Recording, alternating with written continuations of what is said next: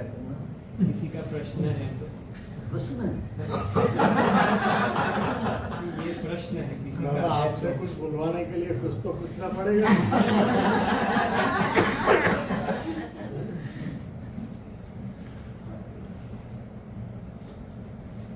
आपका प्रश्न है या किसी और? नहीं, मैं तो प्रश्न कर रहा हूँ, किसी का हो तो पूछे ऐसा। अच्छा।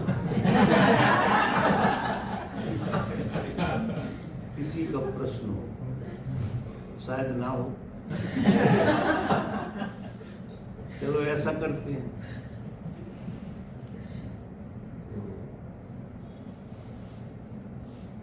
पूछो किसी से। ऐसे तो सब पूछ रही हैं।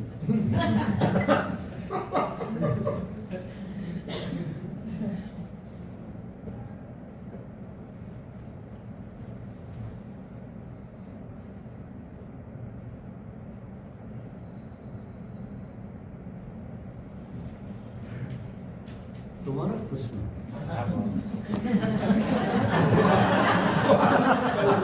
हमारे घर में उत्तरों की वर्षा, उनमें से कोई प्रश्न पड़ गया।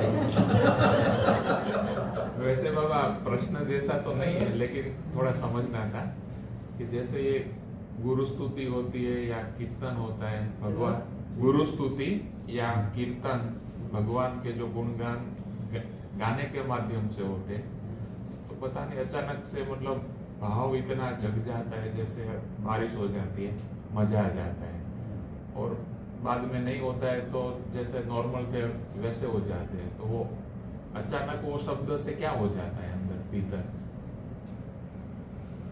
और वो क्या विज्ञान है, वो कैसे यात्रा में सहायता कर सकता है? देखो,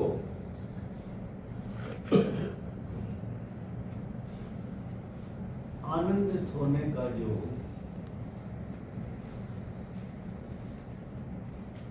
ढंग है वो दो तरह से होता है।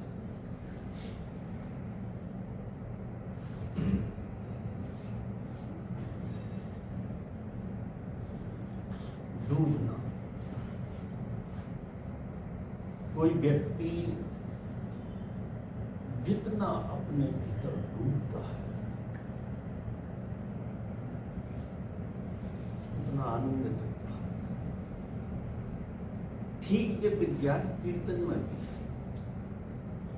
वही का वही होता। बस इतना है कि कीर्तन में डूबना बहुत देर से आता है, तो डूबने की जगह भूलना कीर्तन में आता है। जब हम कीर्तन करते हैं तो करीब करीब अपने को भूल जाते हैं। वो सारे धर्म की देशना ये कहती है, चाहे डूब के चाहे भूल के, तुम खो जाओ, तुम मिट जाओ। क्योंकि आपके जीवन में आप ही मुसीबत है। सबसे ज्यादा दुखी कोई व्यक्ति होता है तो वो खुद से दुखी होता है। इस संसार को कुछ नहीं पड़ी हुई है कि किसी को दुखी करे या किसी को सुखी करे। ये बहुत ही व्यक्तिगत मामला है कि आदमी व्यक्ति बोध के कारण दुख झेलता रहता है।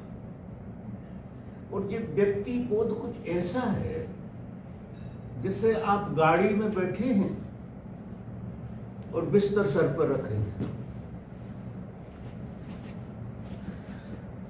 एक तो आपका ही वजन और पता नहीं किन किन का वजन, तुम्हारा बिस्तर भी ढो रहे हो तो ठीक है, दो चार जने बैठे हैं उनका बिस्तर भी तुम ले लो, और हम 4 से 10 का तो बिस्तर लिए ही रहते हैं। पत्नी का लेंगे, बच्चों का लेंगे, माँ बाप का लेंगे, अड़ोसी पड़ोसी का लेंगे, कितना वजन लेके घूमता है यार। और वजन लेके क्यों घूमता है?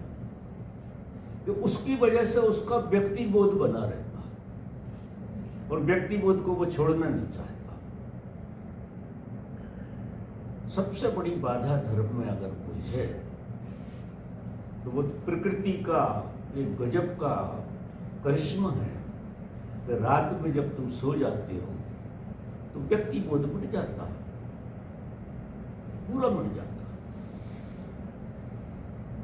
कीर्तन सबसे ज्यादा, ध्यान से भी ज्यादा सरल है, लेकिन इसमें क्या होता है कि भूलना होता है। अगर कीर्तन में डूबना हो जाए, कीर्तन रह जाए तुम बचो ही नहीं, सिर्फ कीर्तन रह जाए तुम बिल्कुल ना, तुम दूर दूर तक तुम्हें पता न लगे कि तुम भी हो, तो ध्यान हो जाता है कीर्तन, तो उसमें तुम पूरे को पूरे मुड़ जाते। इसमें क्या है, जिस तरह से हम कीर्तन करते हैं अधिकतर हमें मजा आता है कि थोड़ी देर को हम अपने को भूल जाते, और जितनी देर को भी आप अपने को भूलते हैं उतनी देर में आप चार्ज हो जाते हैं, क्योंकि आप पूरे ब्रह्मांड से जुड़े हैं। पूरा ब्रह्मांड जो है उसका जोड़ है आप, व्यक्ति नहीं। और पूरा ब्रह्मांड का गजब का एक खेल है, उसमें परमात्मा व्यापक है और सबको चार्ज करता है। आदमी को छोड़ के सारी चीजें ब्रह्मांड में चार्ज हो रही हैं, न उन्हें ध्यान करना पड़ रहा, न कीर्तन करना पड़ रहा।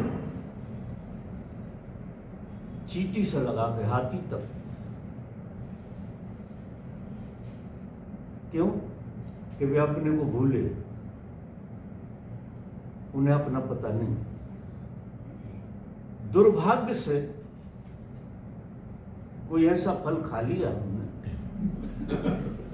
कि हमें अपना पता होता है, हम अपने पते को तो भूल ही नहीं पाते और इतना संभाल कर रखते हैं हमारा पता कि हर जेब में से निकालोगे तो अपना पता निकलेगा, और वही बाधा है। तो कीर्तन में हम लीन हो जाए, पूरे लीन हो जाए, तो आप नहीं रहेंगे। जब आप नहीं रहते तो समष्टि, पूरी समष्टि का जोड़ हो जाती है, आप इकाई नहीं रहते। आपको एक अनंतता का बोध होता है अपने भीतर कि आप आपसे लाखों गुने ज्यादा हो गए हो जैसे, ऐसी, क्योंकि आप समष्टि हो गए, व्यक्ति नहीं रहे। व्यक्ति होना बड़ा सरल है और व्यक्ति बोध को मिटाना बड़ी केमिस्ट्री चाहिए। ध्यान की केमिस्ट्री अद्भुत है, व्यक्ति बोध को मिटा देती है, और कीर्तन की भी केमिस्ट्री है। लेकिन कीर्तन में भूलने तक ही रह जाते हैं, उतने में इतना मजा आ जाता है कि वाह वाह सब हो गया काम। तो वो ज्यादा से ज्यादा घंटा में टिकेगा, 2 घंटा टिकेगा, और जैसे ही तुम्हारी आंख दूसरे पे पड़ी कि तुरंत व्यक्ति बोध जाग जाएगा, क्योंकि हमें हमारा बोध निजी है भी नहीं। अब देखो, ये व्यक्ति बोध इतना झूठा है जिसका कोई हिसाब नहीं। ये तुम्हारा तुमसे व्यक्ति बोध नहीं, व्यक्ति बोध तुम्हें दूसरों से है। इसलिए तो रात की गहराई में कोई नहीं होता तो हम भी नहीं होते। आदमी से या वस्तुओं से क्यों जुड़ता है? ये सारी चीजें आपको व्यक्तिबोध कराती हैं। और आप व्यक्तिबोध को मिटाना नहीं चाहते, वो तो हर हालत में बना रहे और परमात्मा भी मिले। और वो कहते हैं प्रेम गली अति सांकरी, जा में दो न समान।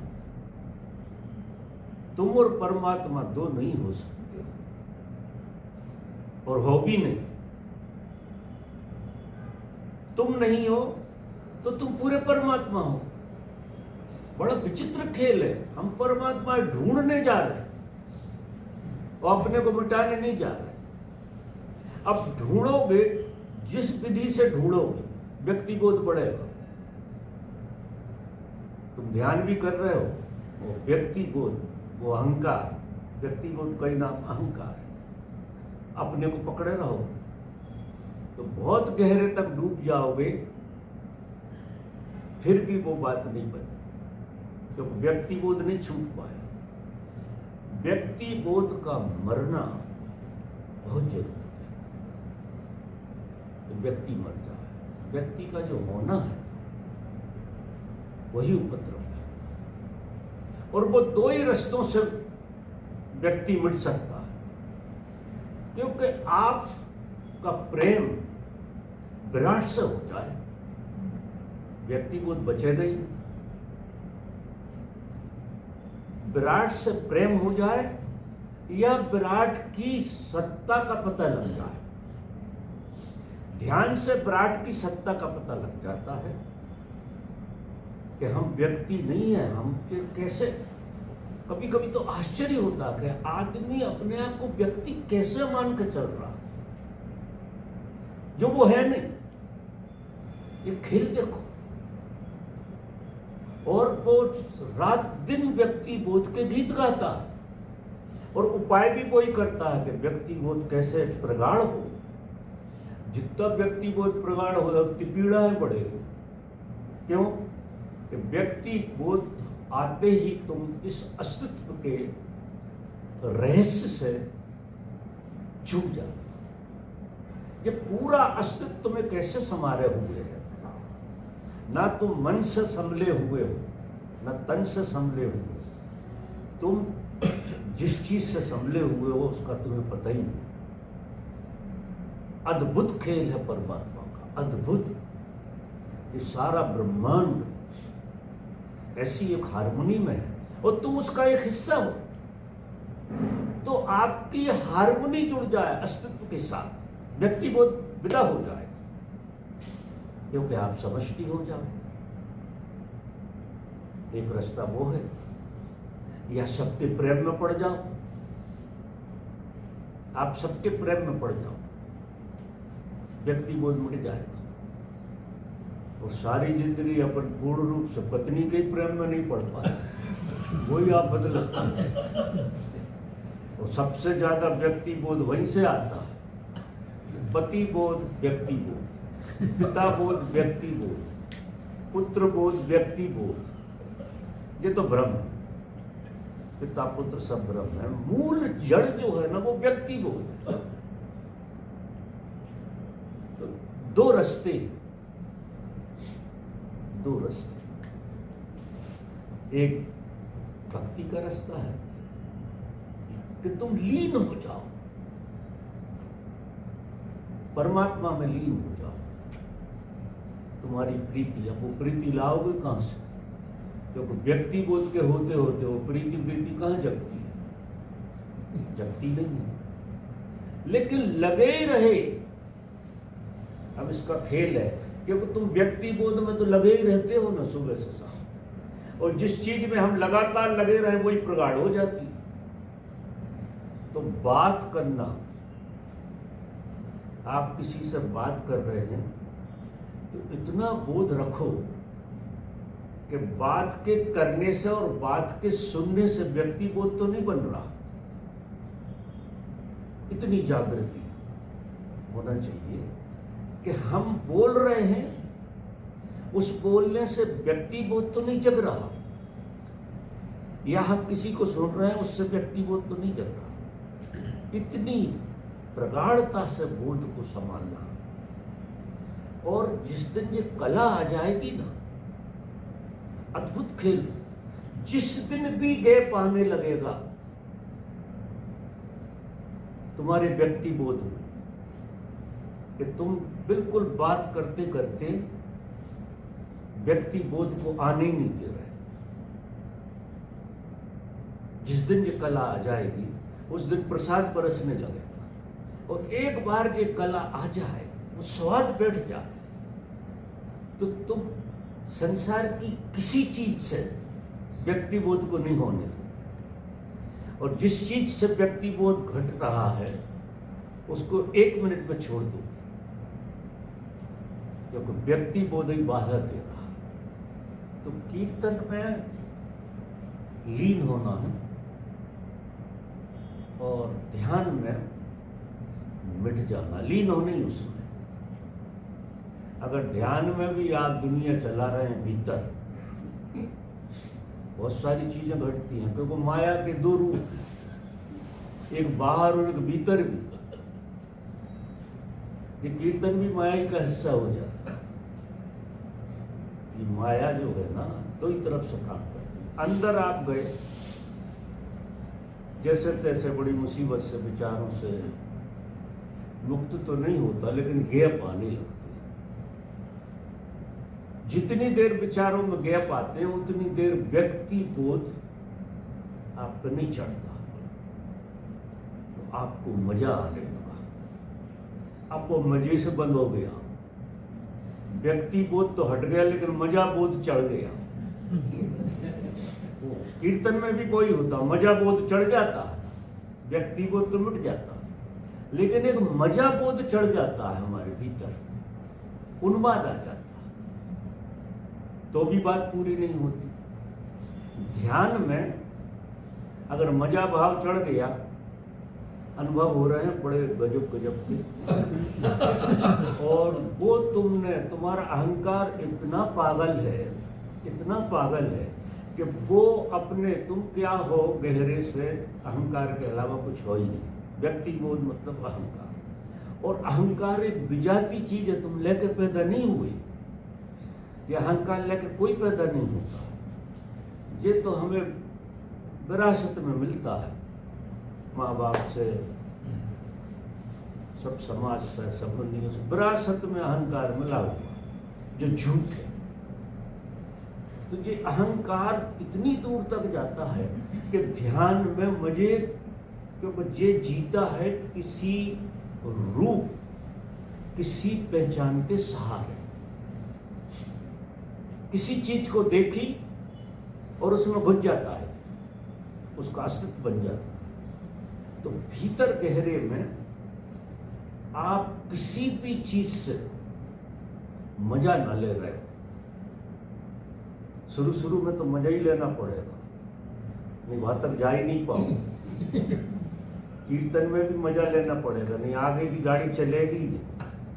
क्योंकि लोग तो दोनों तरफ से लगा है, क्योंकि हम तो लोग से जीते हैं। ध्यान में क्यों जाते, तो मजा आएगा। कीर्तन में क्यों जाते, पहले ही तय होता मजा आएगा यार। चलो कीर्तन में मजा आएगा। अब अगर कीर्तन में आप मजे के लिए आए, हो जाएगा मजा, लेकिन ये मजा टेम्परेरी होगा। ध्यान में भी मजा आएगा, वो भी टेम्परेरी होगा। तो एक परिधि तक दोनों में मजा रहता है। अगर आप ध्यान में बैठे ही रहे तो ये मजा गायब हो जाएगा। आप बिल्कुल बोध रूप में आ जाओ, और अहंकार की वहां पकड़ नहीं होती, क्योंकि अहंकार बिना सहारे के नहीं टिकता। या तो दुख के सहारे टिकता है या सुख के सहारे टिकता है। और ध्यान की परम अवस्था में न दुख होता न सुख होता, अहंकार को पकड़ने ही कुछ नहीं बचता। तो जो अस्मिता है, जो होने का बोध है, ये जो नहीं जा रहा आदमी का, वो इसलिए नहीं जा रहा है कि वो किसी न किसी सहारे से पकड़ कर रखता है। ध्यान में भी गहराई से गहराई में आदमी अपने अस्तित्व को बरकरार रखता है, लेकिन कोई लगा ही रहे तेई कल्ले के ध्यान में गहरे जाने तो मजा भी विदा हो जाएगा। यानी अहंकार को पकड़ने कुछ ना बचे। जैसे ही अहंकार को पकड़ने कुछ नहीं बचता, वैसे ही वो एक झूठ है और वो परजीवी दूसरे उससे जीता है, परजीवी है। तो वहां उसके लिए कोई आधार नहीं बचेगा। जब अहंकार को आधार ना बचे तो अहंकार विदा हो जाता है और वहां आदमी सनातन सत्ता के साथ जुड़ जाता है। आदमी तो कहना पड़ रहा है, वहां क्या हो जाता है कि तुम जो अलग समझ रहे थे परम सत्ता से, वो ब्रह्मण जाता है और आप हंसते हो कि मैं तो परम सत्ता ही था शुरू से, पैदा हुआ जब से। और ऐसा नहीं कि पैदा ही हुआ, कोई जन्म ही नहीं हुआ अंधेरे। क्योंकि जैसे ही रियलाइज होता है कोई आदमी, तो जन्मों से रियलाइज है। क्योंकि ये घटना ऐसी नहीं है कि व्यक्ति को घटती है, ये तो भ्रम टूटता है। जन्मों के भ्रम हो सकते, सपने जैसे भ्रम है, तो सरल बहुत है, लेकिन बड़ी प्यास चाहिए परमात्मा को जानने की। यहां से शुरू होगा। आप आखिर परमात्मा को जानने का एक उपाय ही रहेगा। कोई परमात्मा को जान नहीं सकता, परमात्मा हो सकता है। अगर जाना परमात्मा तो अहंकार ने जाना। कोई ये कहेगा हमने परमात्मा को जान लिया, तो वो अहंकार ने जाना। लौटा लाया कहीं से, किसी कोने से, और जो मिट जाता है वो वही हो जाता है। और जब वो वही हो जाता है तो कहने की जरूरत ही नहीं रहती। बड़ा मजेदार खेल, क्योंकि ऐसा नहीं होता कि भ्रम मेरा टूट गया, आपके बारे में भी मेरा भ्रम टूट गया, सबके बारे में टूट गया। फिर झूठ बोलना पड़ता है, ये सारे उत्तर झूठे देना पड़ता। दिखाई तो ये देता है कि तुम वही हो, और बातें देखो ऐसी उल्टी सीधी करना पड़ती है जैसे अभी हो रहे। क्योंकि बातचीत करने के लिए फिर दुई बनाओ, फिर संसार बनाओ। ये संसार बनता, बातचीत करी कि संसार बना। कि जब दूसरा भी वही है तो किससे बात कर रहे हैं? बड़ी विडंबना खड़ी हो जाती। तो करना पड़ती है, करुणा में कहो, प्रेम में कहो, जैसे भी है। तो आपने जो बात पूछी है, कीर्तन भी रास्ता है, लेकिन मादकता वाला नहीं, आनंद वाला नहीं, परम आनंद वाला है। क्योंकि आनंद तो परमात्मा के अलावा कहीं है नहीं, बिना परमात्मा के। क्योंकि सच्चिदानंद तो वही है। बीच में आनंद के झरोके हैं, भ्रमणा है। क्योंकि भ्रमणाओं से आप आगे बढ़ रहे हैं। तो अगर सुख ना मिले कीर्तन में या पूजा में, भजन में, भगवान की स्तुति में, तो चलेगा ही नहीं आदमी। क्योंकि आदमी आदमी होते हुए लोभ के बाहर जाते ही नहीं। आदमी जब तक रहेगा तो शुरुआत लोभ से ही करना होती। संत पुरुष भी बड़ी लोभ की बातें कह देते हैं कि ऐसा है, ऐसा है, ऐसा है। क्योंकि आपको पकड़ने का दूसरा, आटे में कांटे में आटा, वो जो कहते हैं। एक बार फंस जाओ तुम, जब अपने में भीतर आ गए, गुरु का खेल पूरा हो गया।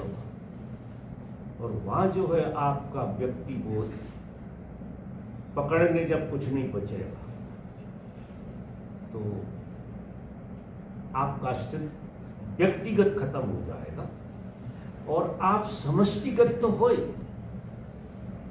माने हम अनंत गुने हो जाते हैं और हम संसार में अनंत गुना दिखाना चाहते हैं। बिल्कुल उल्टी यात्रा चल रही कि संसार में हम ऐसे हो जाएं कि लोगों को पता लगे कि मैं लाखों लोगों से अलग हूं। उतनी पीड़ा झेलो, कुछ नहीं होने वाला। क्योंकि तुम जो अनंत हो वो बात ही और है, वो जो तुम अनंत होने जा रहे हो वो बिल्कुल ही उल्टा रास्ता, वो रास्ता ही दूसरा। तो ऐसा खेल है, कीर्तन भी करो लेकिन बहुत ईमानदारी से। ध्यान जे मत दो के मजे के लिए कीर्तन कर रहे हैं। लोग बात तो दुख मिटाने कीर्तन करते, सच पूछो कीर्तन से दुख जो है ना जल्दी भूलने में आता है। आप आश्चर्य करें, बहुत जल्दी तुम ध्यान में तो दुख बहुत दूर तक रहता। ध्यान में दुख बहुत, जो अहंकार दुख को नहीं छोड़ता, दुख के माध्यम से जिंदा रहता। बहुत दूर जाके ध्यान में दुख छूटता है, और कीर्तन में दुख तुरंत छूट जाता है। सरल विधि, दुख छूट जाता है, लेकिन सुख पकड़ जाता, दुख तो छूट जाता, बड़े जल्दी छूटता। जैसे ही तुमने देखा होगा, तुमने कीर्तन गाया और एक रिदम बनी, लोग मजे में आए और वो हल्के हो जाते क्योंकि भूलने में आ गई बात, मजा आ जाता। शुरुआत ऐसी हो, लेकिन तुम बार बार कीर्तन में आनंदित होगे और बार बार लौटोगे, बार बार होगे, तो तुम्हें समझ में आएगा कहीं भूल हो रही है। हम इतने दिनों से कीर्तन कर रहे हैं, इतने दिनों से डंका बजा रहे हैं, लेकिन ये क्या हो जाता है कि हम बार बार फिर लौट के आ जाते, वही सड़ी सड़ी बातों में दिमाग फिर उलझ जाता है। इससे थोड़ा बोध पैदा होता है कि कहीं तो भूल हो रही है, और वो भूल ये हो रही है कि तुम कीर्तन में भूलने जाते हो दुख को और सुख की आशा से जाते हो तो सुख मिलेगा। अगर ये दो वृत्तियां हटा दो और फिर कीर्तन में डूबो, तो डूबते डूबते अब पकड़ने कुछ नहीं बचेगा, तो मरोगे ही ना। लीन हो जाओ कीर्तन में, कुछ किसी भगवान ने भी मत पकड़ो। कीर्तन अपने आप में भगवान है, वो गजब की चीज है, और बहाने हैं सब। धीरे धीरे धीरे धीरे धीरे धीरे वो कला आ जाएगी। तो बिल्कुल कीर्तन में जाना चाहिए, डूबना चाहिए उसमें। तो उसमें भी रास्ता, सरलता से रास्ता तो वही है। ये जो मैं कह रहा हूँ ज्ञान की बात, जो 10% हो, और कीर्तन के माध्यम से 90% लोग परमात्मा से जुड़ सकते हैं। लेकिन दोनों तरफ व्यक्ति बोध मिट जाना चाहिए। तो व्यक्ति बोध की मुझे पता लगा कि व्यक्ति बोध क्यों नहीं छूटता आदमी का, क्योंकि वो आनंद से जुड़, सुख से जुड़ जाता। कीर्तन में तुरंत सुख आता, जैसे इसने गीत गाए और हड़ोलत बजा और दुख भूले, मजा आ जाता है। तो वो अहंकार उस मजे का मजा लेता है वहां भी, क्योंकि अगर सच में सुख था तो बना ही रहता। और ध्यान में भी अगर आपको सुख मिला तो परमानेंट होना चाहिए। तो 24 घंटे अहरनिश अगर आनंद आ रहा है, और वो सिवा परमात्मा के 24 घंटा कहीं है नहीं, तो ध्यान में बड़े गहरे जाते हैं लोग। घंटा 2 घंटा तो गन्नाटे में रहते हैं, फिर दूसरे तीसरे दिन रोते हुए आते हैं, कहते हैं कि आज ध्यान लगा नहीं।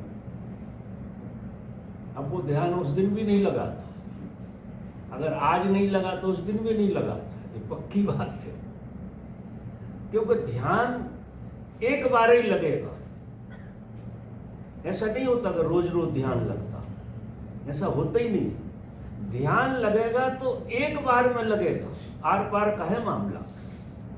कीर्तन में डूबोगे तो एक बार ही डूबना है, क्योंकि मरते तो एक ही बार हो ना, कि 2-3 बार मरते हो। मरना तो एक बार होता है, पैदा भी एक बार होना होता है, दोबारा से पैदा होती नहीं। तो ये मामला भी एक बार का ही है। अब रोज रोज ध्यान, कहीं कमी तो है, रोज रोज ध्यान करना पड़ रहा। वो जो अहंकार है वो ध्यान के खेल को पकड़ लेता है। ध्यान में भी खेल करता है मन, अद्भुत, और उसके सहारे जिंदा रहता है, और मजा भी उसे भी बहुत आता, फिर लौटे आता। तो जो करो समग्रता से करो। खास सूत्र है समग्रता का। ध्यान करो तो ऐसे बैठो जैसे आखिरी दिन है आज। चाय की केटली मत रखो, ध्यान के बाद पिए ना। अब मतलब तुम्हें पता ही है कि ध्यान तो लगना ही नहीं। अगर ध्यान लगेगा तो तुम मरोगे और इसे भूलोगे। चाय पी है कभी जिंदगी में, ये भी याद नहीं आई, केटली तो छोड़ो, सारी चीजें भूल आई। और ये एक ही बार होता है। रोज साधना करने में उस एक बार की तैयारी होती है, रोज करना पड़ता। और आदमी को सेल्फ ऑब्जर्वेशन इतना करना पड़ता है अपना कि आज कहाँ भूल हो गई। कोई और थोड़ी बताएगा, कब तक बताएगा कोई। ये तो खुद को करना पड़ता हो, सेल्फ ऑब्जर्वेशन करना पड़ता है कि अगर ये ध्यान करने से जो आनंद आया वो गया कहाँ। जी वहां तो ऐसा लग रहा था कि बस काम ही हो गया, ऐसा लगता कि समाधि लग गई ध्यानियों की। बहुत बार कई बार तो हमसे कहते हो गया काम, समाधि लग गई। कहते हाँ ठीक, वो अब पता लग जाएगा थोड़ी देर ऐसा होता है। और मुझे तो मजेदार ध्यान का रास्ता लगता है, ईमानदारी की बात। और फिर जीना हो ध्यान में, आपने सत्य को अगर समझ लिया और कीर्तन में उसका आनंद, फिर है कीर्तन में आनंद इसका, क्योंकि आप भगवान का नाम जान के ले रहे हो, गप नहीं लगा रहे। अगर कृष्ण का नाम ले रहे तो आपको पता है कृष्ण परमात्मा थे, कितनी गहराई से कीर्तन जाएगा। तो सच पूछो तो कीर्तन का मजा तो ज्ञानियों को आता है, बात सुनने का भी और गाने का भी। किसी के मुंह से भी राम राम सुनते हैं तो उन्हें पता है राम की सच्चाई क्या है। तो किसी का भी राम राम सुनकर रोंगटे खड़े हो जाते। हर जगह से खेल होता है, लेकिन कब होता है? जब वो बात समझ में आ गई तो सोते में, उठते में, खाते में, पीते में सब तरफ से राम की दोहा चल रही, खेल चल रहा है। इसलिए जीवन को व्यर्थ नहीं खोना है। मैं ईमानदारी की बात कहूं, ओशो जैसा गुरु मिला है जो इतना नगद परोसते हैं जिसका कोई हिसाब नहीं, और बड़ी कुर्बानी की है।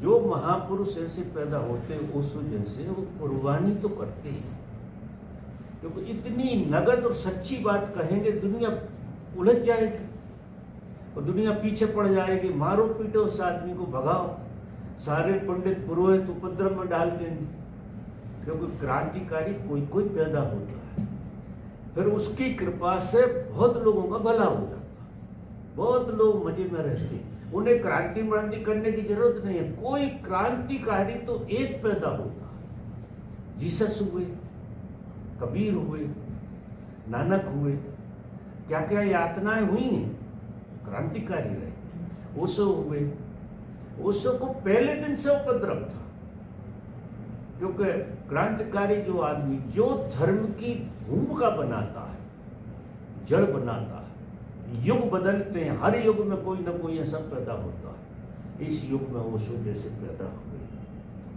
और लाखों लोगों की संभावना खोल गए। बस इतना है कि हाँ, ऑनेस्ट होना। अगर उनकी विधि, उनका ढंग, उनका बोलना अगर आपने समझ लिया तो इस जन्म में व्यर्थ तो नहीं जाएगा। जी हम वायदा करते हैं, हम ये वायदा करते हैं कि थोड़े ईमानदार हो जाओ तो इस जन्म में आपका काम होगा पक्का। हमारे लिए तो हो ही गया है। हम तुझे देखते हैं कि तुम झूठ बोल रहे हो, तुम्हारा काम हो ही गया है। वो व्यास जी बैठे हैं, झूठ बोलते रहते। लेकिन ऐसा होता है क्या? किसी महापुरुष के प्रेम में आप हैं और उसकी विधि से चल रहे हैं, पता देर से तुम्हें लगे, वो अलग बात है, काम तो हो ही गया है। तो मुझे तो लोगों में ये लगता है कि यार ये बहुत झूठ बोल रहे हैं, ये बात कुछ हो रही है, वो कह कुछ और रहे हैं, या तो इन्हें पूरी समझ नहीं बैठ रही, ऐसा क्यों? ठीक है, तो और कोई प्रश्न हो तो अब खुल गई है लाठी। एक बार खुल जाए फिर वो खेल रहता है। सब बैठे हैं। बाबा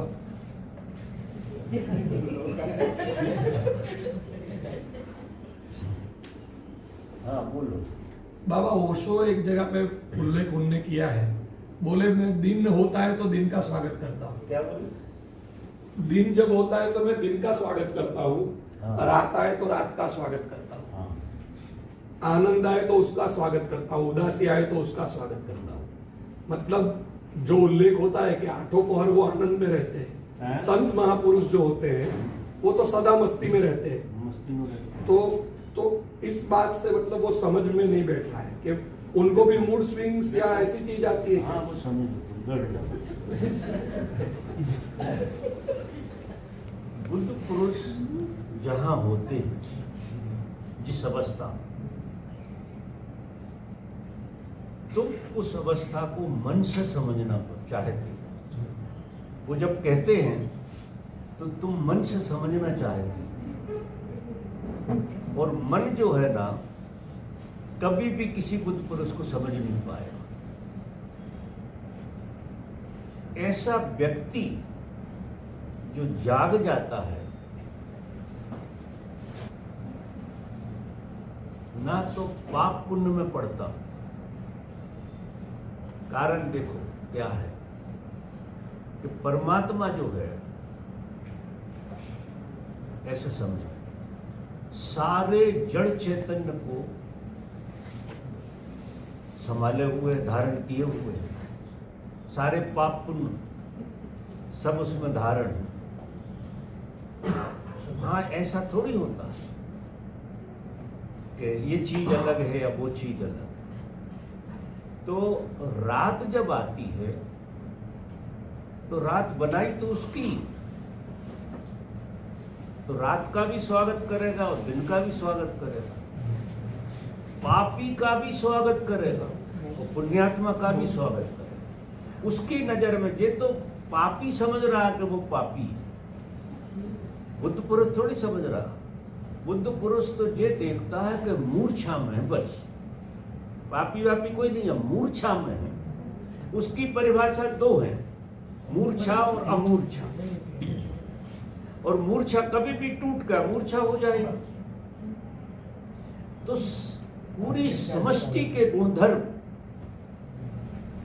बुद्ध पुरुष जीता है और उनसे अछूता रहता है, क्योंकि उसकी नजरों में ये सारी चीजें एक स्वप्न से ज्यादा नहीं होती।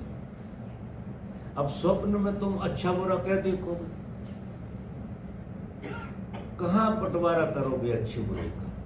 लौट के आओगे, स्वप्न विदा हो गया, कुछ था ही नहीं। तो बुद्ध पुरुष के लिए या परमात्मा के लिए ये संसार है ही नहीं। मजा देखो, ये एक सपने से ज्यादा नहीं। इसलिए तो हर एक की सद्भावना है, सपने तो टूटना और बड़े भारी सुधार करना नहीं है कि तुम पापी हो तो तुम्हें बहुत पुण्य करके इसे काटना, जो सब बेकार की बात है। तुम पापी अनुभव कर रहे हो मूर्छा के कारण और कर्ता बुद्धि के कारण। जब तुम करते ही नहीं हो, परमात्मा करता है, तो कौन पापी? परमात्मा ही पापी हो गया फिर कि नहीं हुआ? कौन पुण्यात्मा?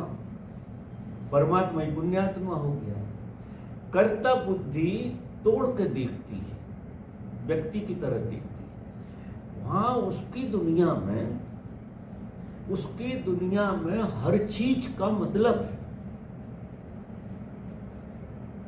क्योंकि पाप अगर नहीं होगा तो पुण्य का जन्म ही नहीं होगा। पुण्य की पहचान कहाँ से हो? जैसा संसार में रात नहीं होगी तो दिन को कौन पहचानेगा? तो वो एक यूनिट है। परमात्मा एक यूनिट की तरह है, टुकड़ों में नहीं है। रात अलग है, दिन अलग है, ऐसा नहीं। पुण्य अलग है, पाप अलग है, ऐसा नहीं। वो हम मन से समझ ही नहीं पाए, हम बिल्कुल मन से नहीं समझ पाए। लेकिन वो तो यूनिट की तरह है पूरा, क्योंकि कोई चीज आदि होती ही नहीं। और जब यूनिट होता है तो दोनों गुण खत्म हो जाते हैं। पाप और पुण्य की जब यूनिट होती है तो ना पाप बचता ना पुण्य बचता, दोनों चीजें गायब हो जाती। रात और दिन की यूनिट जब खत्म हो जाए, तुम बहुत ऊंचाई पे चले जाओ तो न वहां रात है न दिन है, दोनों चीजें गायब हो जाएंगी। तो ये मन हर चीज को तोड़ के देखता है, और जैसे ही मन विदा हुआ तुम किसी में नहीं देखोगे, ये तो मन देख रहा तोड़। तो बुद्ध पुरुष जो भाषा बोल रहे हैं उसका समझना बहुत मुश्किल है। वो कहते हैं रात को भी मैं जीता हूं और दिन को भी, क्योंकि रात और दिन उसके भीतर है। रात और दिन उसके भीतर होते हैं, वो बाहर होता, वो साक्षी होता। तो रात और दिन उसके लिए दोनों एक ही चीजें हैं। वो तुम्हें देखने में अलग अलग है, ना उसे रात होती ना दिन। परमात्मा के लिए ना पाप है ना पुण्य है। ये तो संसार का एक खेल है, और इस खेल का उपयोग है, ऐसा नहीं। अब यहां तो पाप की अहमियत है और पुण्य की भी अहमियत है। मन के रहते रहते दोनों चीजों को ही समझना पड़ेगा। और जब बोध में जाओगे तो ये ऐसा लगेगा कि एक दूसरे के पूरक, जन्म मृत्यु एक दूसरे के पूरक है। अगर मरे नहीं तो जिएगा, आएगा कहां से, पैदा कहां से होगा? और पैदा हुआ तो मरेगा। और मरना और पैदा होना दोनों ही झूठी चीजें हैं। जब यूनिट हो जाता है तो ना मरता कोई ना जीता कोई। अब वो बिल्कुल मस्तिष्क के ऊपर की बात हो जाती है। तो हम क्या सोचते हैं कि यार बुद्ध पुरुष भी दिनों रात में भेद देख रहा है, तो हम भी देख रहे हैं। वो पाप और पुण्य में वो भी देख रहा है, तो हम भी देख रहे हैं। वो तुमसे कहने के लिए, वो तुमसे थोड़ी कहेगा कि पाप और पुण्य एक ही चीज है। तुमसे तो ये कहेगा कि पाप का अपना अस्तित्व है और पुण्य का अपना अस्तित्व है। दोनों को गौर से देखो, दोनों को गौर से देखोगे, जब बोध से देखोगे तो दो मिलकर एक यूनिट हो गई। और यूनिट जैसे हुई कि दो ही नहीं है,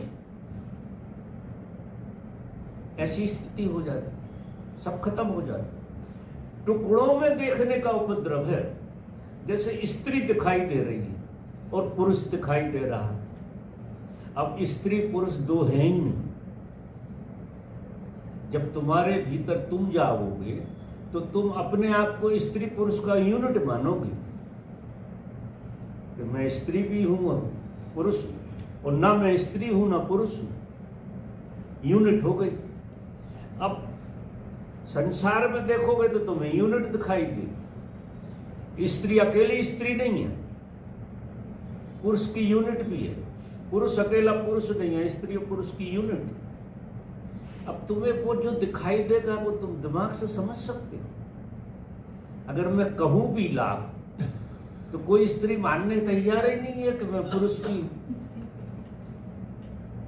वो एक दिन पुरुष नहीं होना चाहे, जबकि सारी जिंदगी पुरुष को ही जीती है। मजा देखो, भजन उसी का करती है, क्योंकि जो छुपा है उसका भजन करोगे तो एक ही हो गई ना जी। स्त्री के भीतर पुरुष छुपा है तो सारी जिंदगी पुरुष की माला जपती है कि कोई ढंग का पुरुष दिख जाए।